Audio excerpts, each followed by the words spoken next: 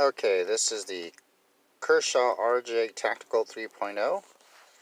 I got it at Walmart. It was the display model, so the only one they had left. It is tip up carry, lanyard hole. It feels like plastic. I don't think that's meant to be any type of breaker. Centered. Not a deep carry clip. Spring assist.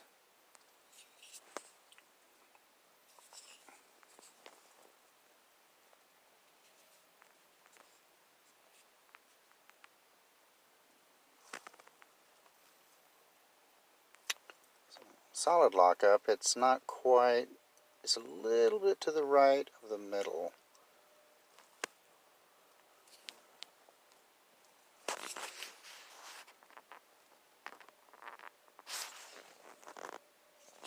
So there you go, the RJ Tactical 3.0.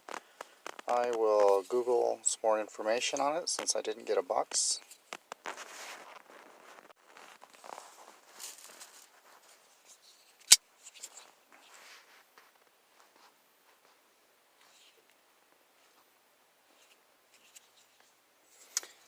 Yeah, I'll probably be putting a lanyard on this one.